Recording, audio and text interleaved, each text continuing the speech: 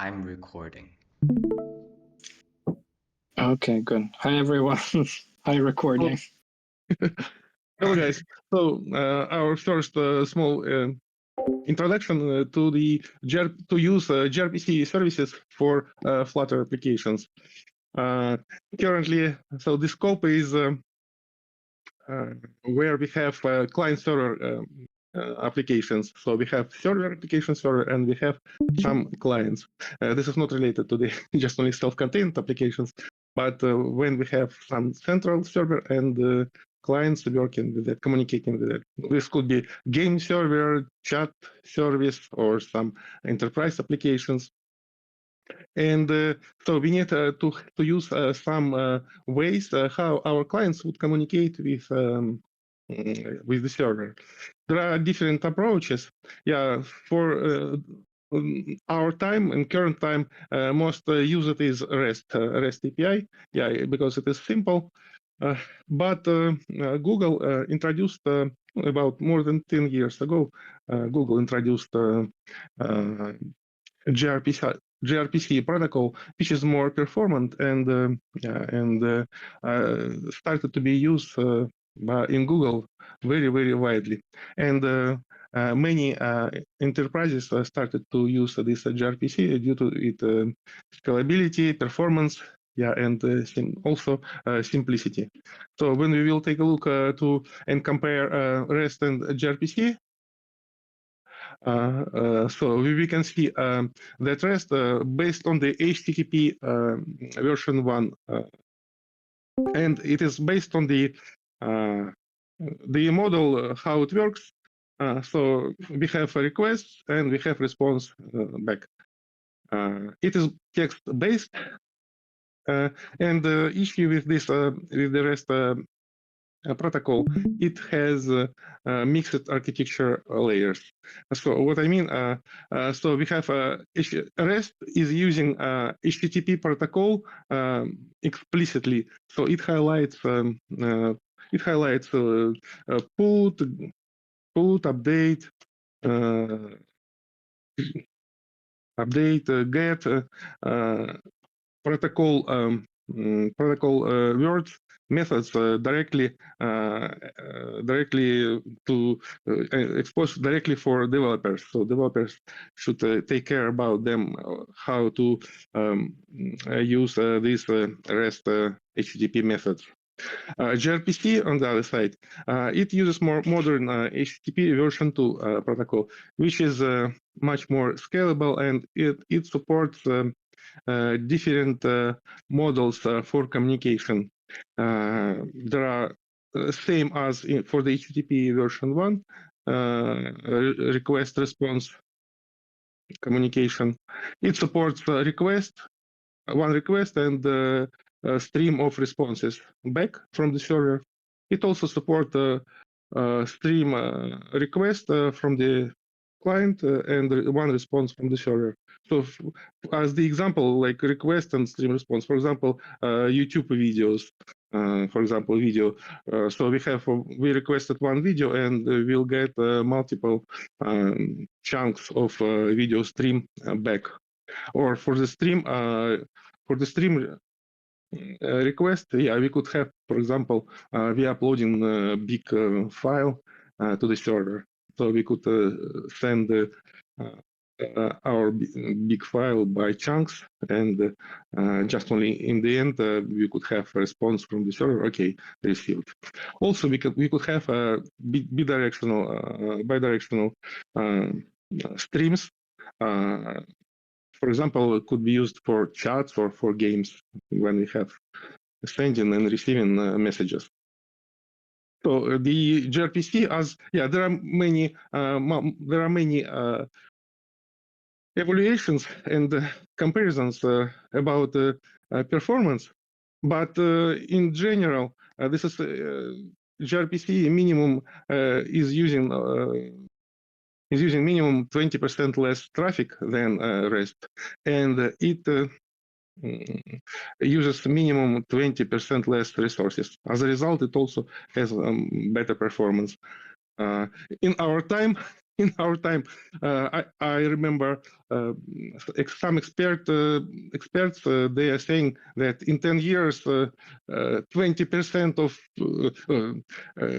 20% sorry, minimum 20% of resources will be used for to power data centers.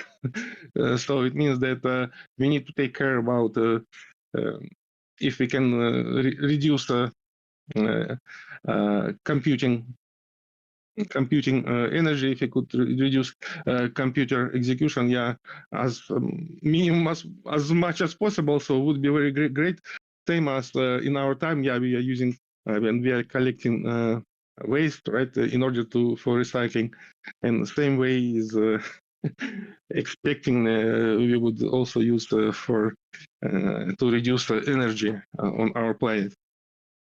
Okay, so for the example, we can see to the what is provided directly from the source code repositories for Dart and for Java to use gRPC. So idea for gRPC, we have to define interface. We have to define interface. You're not sharing the screen. I think you're only sharing this window. Like, okay, is that Notepad? Okay, let me see.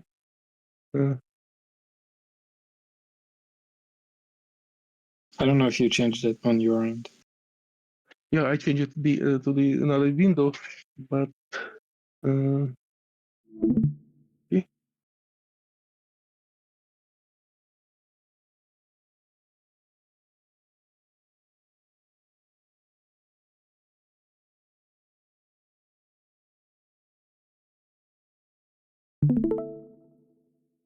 Okay. Okay. Do you see, guys? Do you see? Sorry. Oh yeah. We can see now. Okay. Okay. So the usage is the usage of gRPC is starting from defining service by using definition language for services. Yeah, it has name Proto, and yeah, we can see the example. Hello world Proto. So definition is yeah. So we can, for example, for our simplest service, we can define a service greeter, and it will have just only in our case it will have just only one function procedure, say hello. So it will have input where we will have hello request, and it will return hello reply. And we can define the hello request. What's the type? We will define hello request name. Number is the number of the field. Yeah, it is used for serialization and deserialization in order to support versioning of fields. So, for example, in the case if in the next version of our application we'll have more records, so we will use these numbers to mark fields in our input or output messages. And so reply also will be a message. We are using a string type, but actually much more data types are available. So let me show you. Do you see my screen or not? I am on the same. The same. So it looks like I'm just only sharing window, not the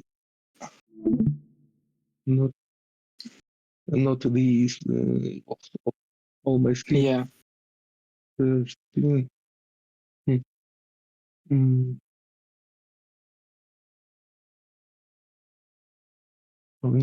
Oh, I found entire screen.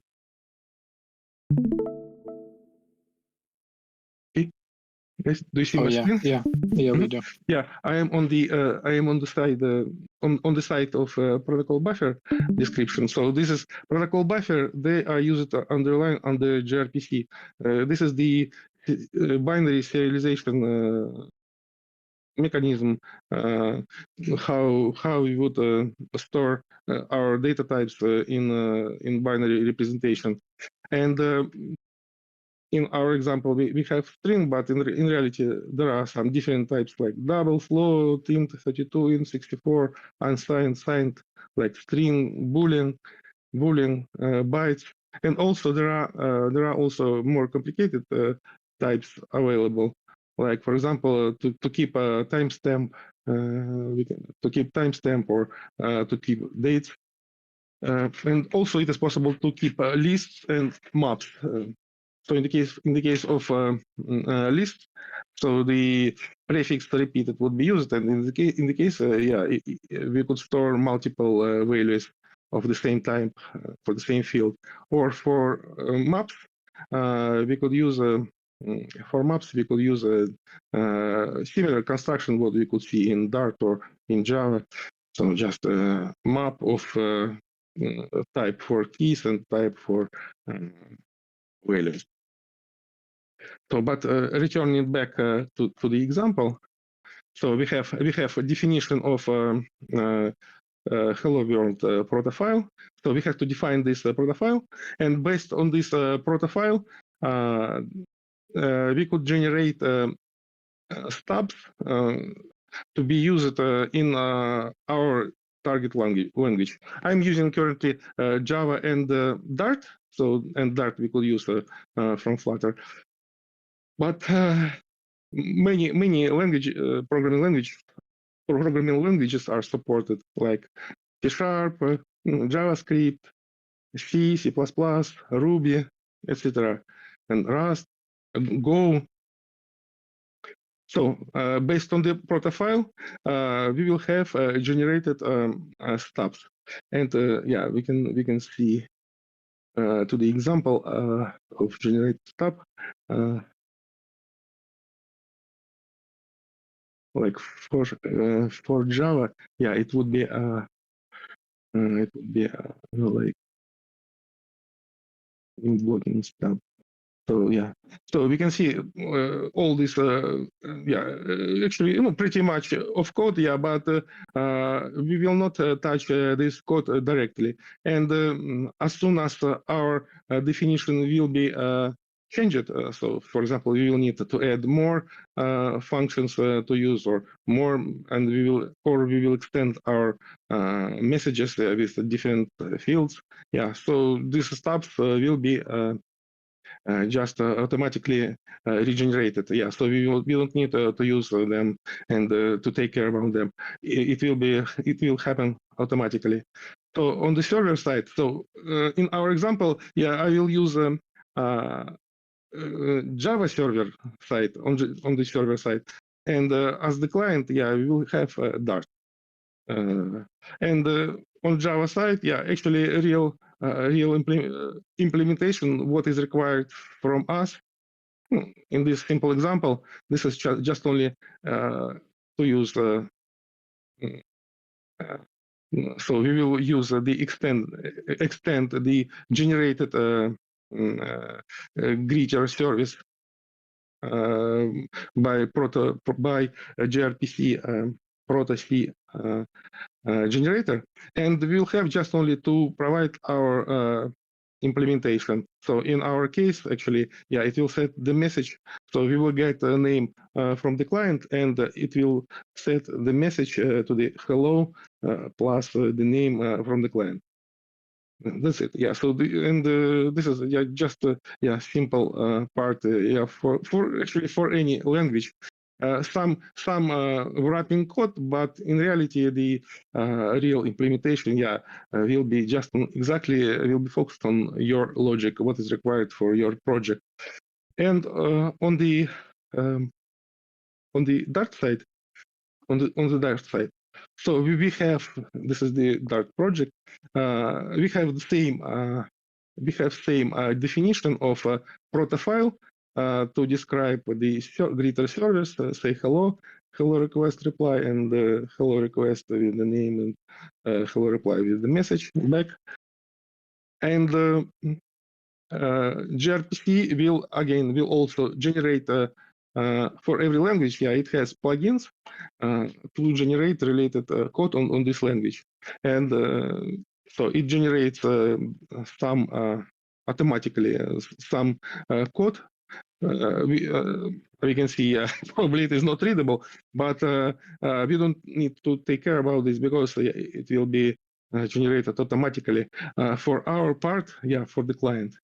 Yeah, for the client, in order to be connected to our application server and send the message and return back. So there are some wrapper code. Yeah, to connect to the server. In our case, this is localhost. Actually, two parameters: the host name and the port. How to connect, and we have to. And our implementation to use to make call to the server. So we have stop. This is a greeter client which was actually generated automatically. Yeah, what we will have to do is just to provide create hello request with the field name and assign the name. It will be world in our case, yeah, by default, and just print a message back, and that's it. Yeah, so our real code, yeah, to be used from Flutter application is just only to use generated stub and provide parameters to use and just return back. This is the example for the simplest simplest request response example. Yeah, but for streaming, yeah, it will be a little bit more complicated, but not too much. Yeah, so it is very manageable. And yeah, so as the small example, so we can see here. So this is the gRPC Java example. Okay, it is already started. Yeah. So I'm starting the Java server. Okay, started. Yeah, it is listening for the port 5051, and we will use the Dart gRPC. Dart gRPC. This is Dart, and so it will make call to the server and receive back. So it is executed. It was executed, and yeah, you see, greeted client received hello world. Oh, that's it. Thank you very much, guys, for presentation. So this is general resume. Yeah, in summary. Yeah, in the case if you're using and writing complex applications with a client and servers, so you can use different languages for server and for client, and you can improve performance and simplify and make more manageable implementation for clients if you will use gRPC. Yeah, thank you very much. If there are any questions. Thank you. Yeah, why do you think it hasn't been like as popular as REST? Because it seems like a big improvement from REST.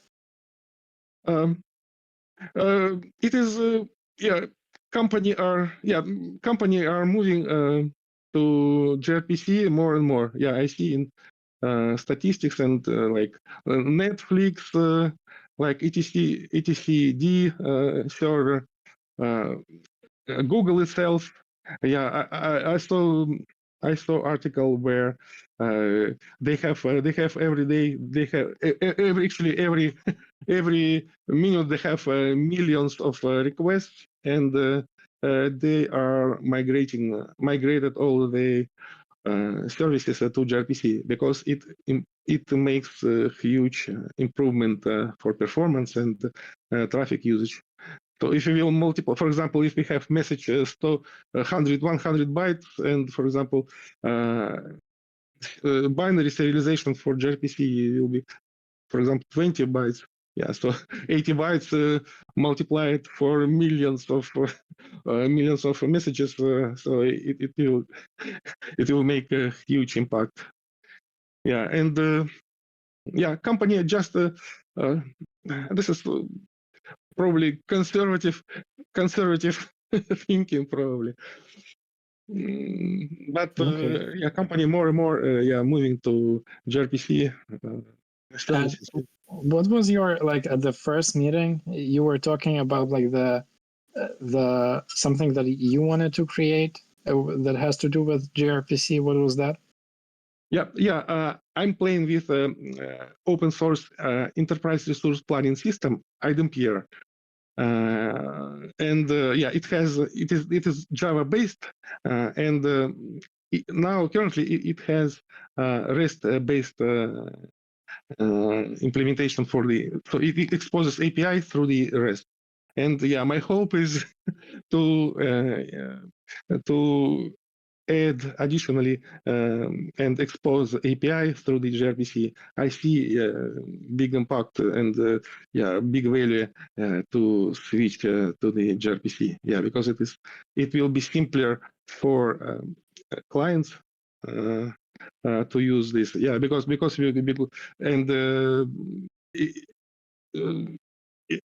developers would be focused more on API and the logic rather than they will deal with get, put, update, REST or HTTP methods and requests, and how to serialize or deserialize messages and information from requests. Okay. And and it has more. It has more features. Many enterprise applications. They require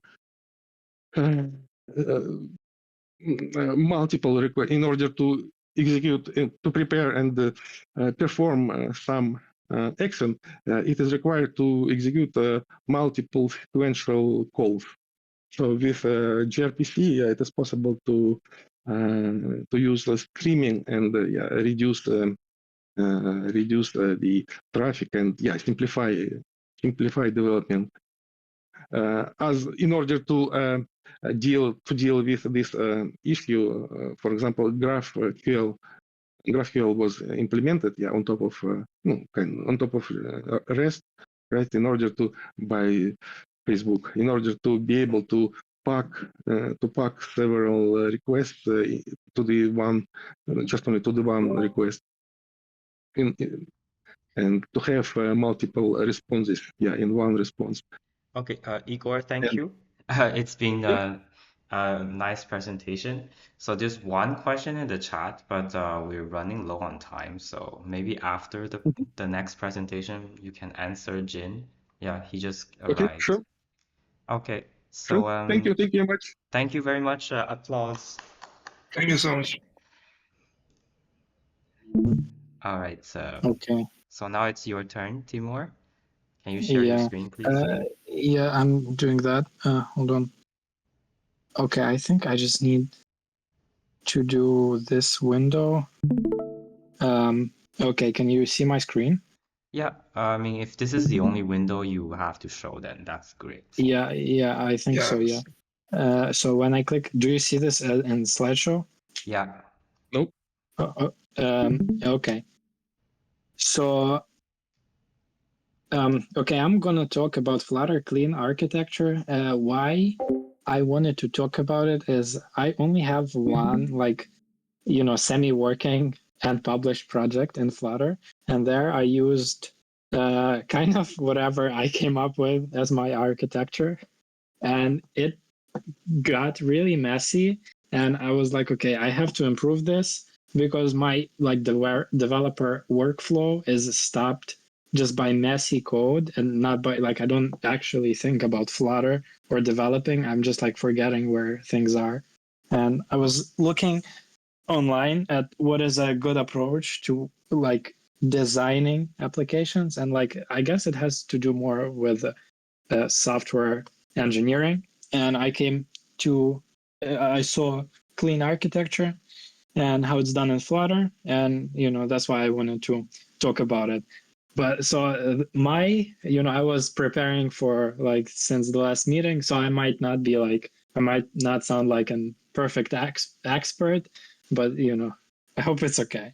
So, um, so I'll go with the problems that I faced when I didn't use clean architecture. So as I said before, right, my code looked like very like spaghetti like because everything kind of was in one file, or if I moved something to utils, there was very little logic to it. And this is what I lacked. I lacked a framework. And then if I would decide to add new feature, something else would break because everything depends on each other. And if I needed to use, another dependency, something also else broke in God knows where. So the solution to this is a clean architecture that has to do basically what you want to do is separate concerns and make it so Flutter, which is a UI toolkit, UI framework, is not like everything else, like the data and the actual logic of your application is not dependent on the framework that you use. So clean architecture is just basically this way of thinking about software design and software engineering, where you separate everything into 3 layers, and I'll have a presentation with I'll have a slide with picture later. You separate everything into 3 layers, which is a presentation layer, a domain layer, and a data layer, and they are not dependent on each other. So if your database drops, your UI still is working, and if your UI drops and something is broken there, like your database still runs. And yeah, and so here business rules sit at the center and do not depend on Flutter. So business rules would be in the domain layer and do not depend on Flutter. It means that they will be written in Dart, right? So if Flutter updates, the logic of our app does not change because we don't actually use Flutter to do the logic. And all the APIs and all the storage obviously go to the data layer. And yeah, I was just talking about this. So in the layer, each layer has its own responsibilities. So the presentation layer will have our actual Flutter code. So we'll have a widget and our state management, whatever you're using, Riverpod or Block. There are many other solutions. So you have it there, and all of your view models, it will all go into presentation. Then domain will have just pure Dart code with entities. So you'll like create your custom classes here, and the functions that they perform also go there. And a data layer where you have your data or everything that has to do with APIs. So, okay, when do we use it? It kind of, there is a lot of boilerplate that you have to do. I guess if you do it once, then it's faster with time. But like I just did it first time, and I'm still like in the process of it. So often it's not justified using it in like smaller apps. But if you want to actually publish something and maintain it to any degree, I think it's worth it to use this. And well, obviously, if you have multiple teams, you want your layers separated. So if data team something doesn't work there, your UI people don't really care about it because everything is working on their side. Yeah. And if you have a lot of dependencies also, it might be useful. It's just like you make more testable and maintainable apps if you use it. And yeah, you avoid it if you have very small apps or you don't have different teams. So this is how data flows here. So right, it will, all the requests will go downward. So presentation, a user will make a request and goes through the domain, through the business logic, and it goes to the data layer. And then the data goes upward, it goes back. That's how it works. And yeah, I kind of already talked about this. Very testable, very easy to work with multiple people. And you can exchange parts, not only data, but you can exchange UIs without anything breaking, because nothing is dependent on each other. It's kind of difficult to set up initially, and it can be difficult to determine what folders you actually need to create. This is why I have these two links here. I wish I could show you my project, but it's not ready yet. So there is two approaches to it. The first one is this. So he has a source folder, and this is like your classic clean architecture, where you can see he has a data folder, a domain folder, and a presentation folder, and core, I guess, the code that the code that everything here shares just goes to core. So in his presentation, we can see his UI. Qubit is this state management? I think so.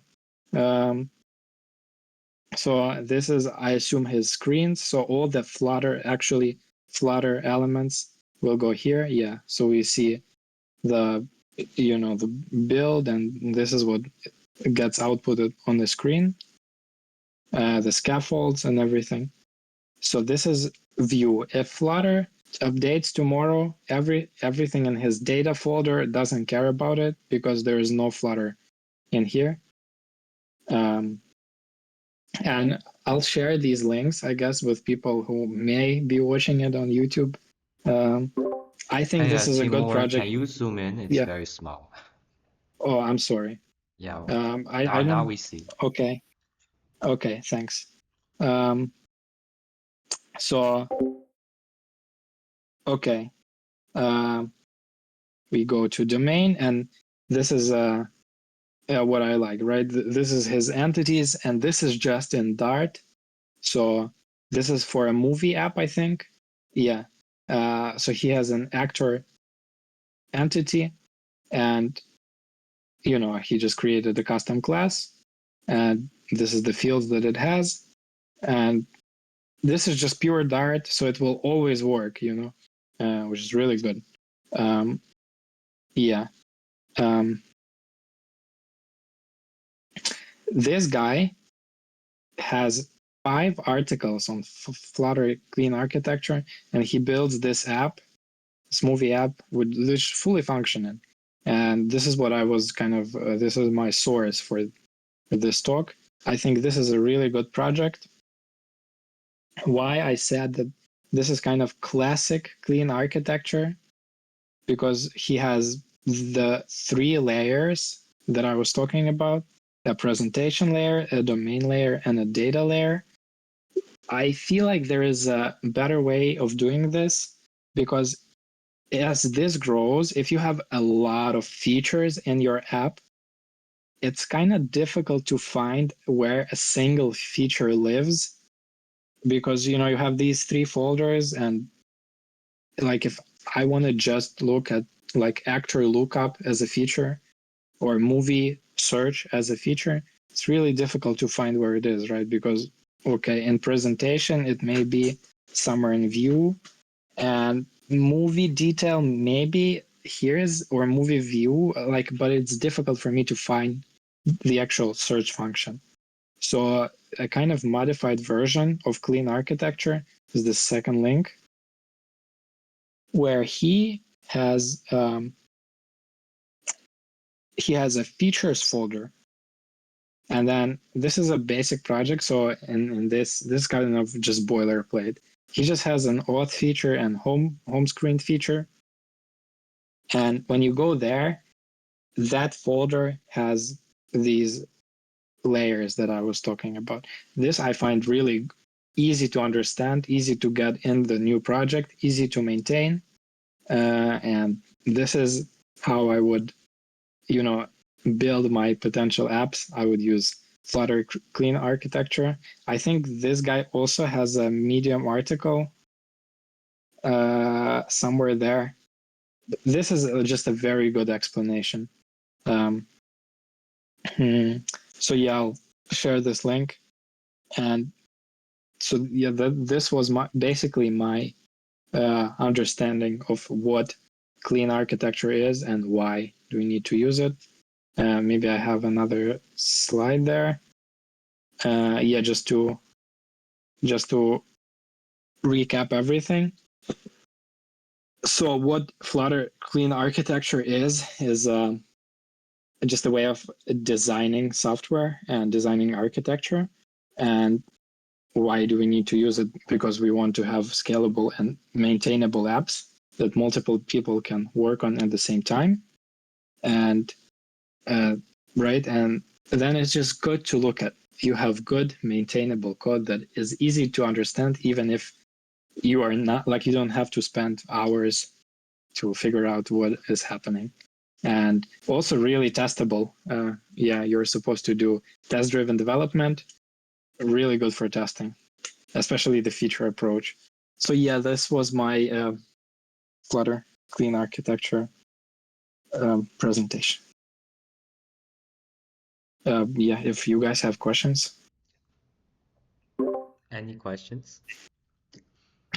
Yeah, no, I have. Thank you so much, Timur, about your presentation. Can you please bring back the GitHub project with Flutter Clean Architecture, so I can Yes. have my question? Yeah. On the no, the other one. The This other one? one. Yeah. Yeah. Please go to the lead. And my question is here about the folder structure we have. For Yeah. example, you mentioned that we in our features we Yes. have auth and home. Right. Imagine we have a Flutter. I just want your opinion about, or Okay. any other's opinion about this. Imagine we have an application and we have a home feature that the home itself contains other features in it. For example, we have a bottom navigation bar, there our menu, and inside our bottom navigation bar, we have dashboard, we have settings, we have other menus to go, and we can scale them to call them features actually. Or we have other features. And so my question is here is what do we do with putting these features inside this structure? For example, if we have a dashboard feature, would you place it inside home feature, or would you keep the files of the dashboard feature beside the home and all? Or even you would decide to move it to a core feature, to some kind of share I feature. understand. So I guess the question is like, what is a feature, right? A feature is not a screen. It's like you kind of have to think about it like in terms of what user does, like this is my opinion. So so like a feature would be like, I would think about it as a user flow. So like auth is a really clear feature. A user should be able to log into our app. A bottom navigation bar is not a feature, right? It's just a widget. And it's like in my mind, it's very commonly shared. So it will go into the core folder, because a code that is shared across multiple features, I would put it in core folder because it's kind of core code, right? So like everything is using Riverpod, right? So it kind of makes sense to place it in here. Or the theme obviously is the same everywhere, so like you don't want to have this repeated. So then yes, and it's with this approach, it's a little difficult to not make this folder like a huge mess. but I feel like if you like sit down and think about what user flows there are in your app, you can come up with a way to like have like a very distinct features. I'm currently working on a language learning app. I just started, so I can't really show anything. But for me, I treat a feature as a like a screen, not even as a screen, but as what I would like to do in this app. So I would like to have a lesson, to be taught something. So lesson is a feature. And then I would like to practice. So practice is a feature. And and I have a like a a sentence generation algorithm there. And then it goes into the practice feature in the domain layer, and it makes a lot of sense for me. And all the widgets and repeated stuff I keep in core.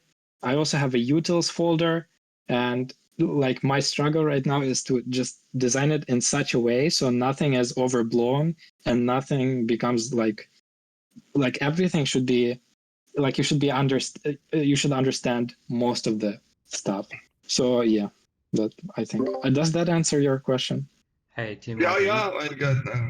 you Thank have you to so zoom much. in. We don't have HD definition on Discord. Oh, I'm sorry. Well, it just Actually, I zoom Yeah, myself. something like this. No, We only Yeah. have 700 pixels. Oh, okay. Well, I have to invest in Nitro. But yeah, okay. This guy just has two features, and to me, it makes sense. Like this type of. Okay, I hear Discord noises. Uh,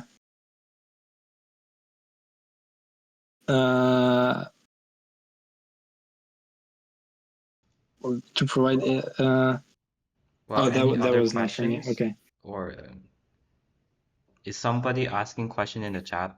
I can Yeah, read that's it. what I thought, but I don't think so. Okay. Well, Yeah, that was my thing. okay, thank you very much, Timur, for your presentation. Thank you. Stop streaming. Okay. Thank Thanks, you so guys. much. I'm excited to hear also you talk maybe next time. Thank you. Thank you. So I'll end the recording unless you have a question about a talk. Okay, you can end. I don't have any questions. Well, Jin had one in the chat, so but Igor answered it, I suppose. Okay. Yeah.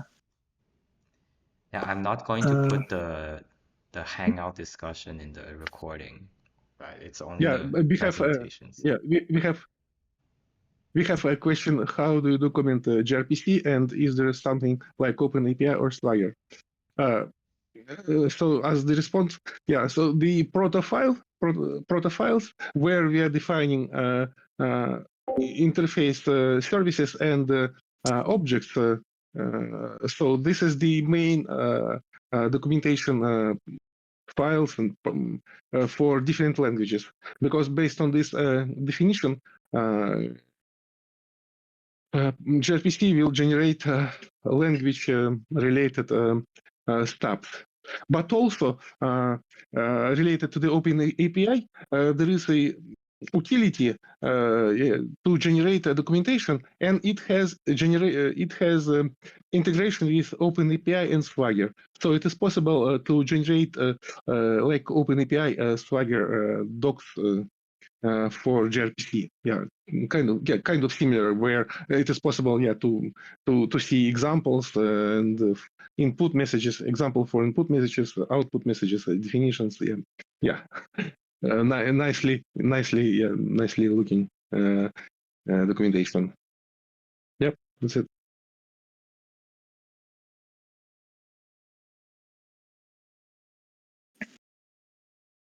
So about next time, I don't know, the meeting next time in person. Okay, first, thank you very much, everyone. I'll stop the recording.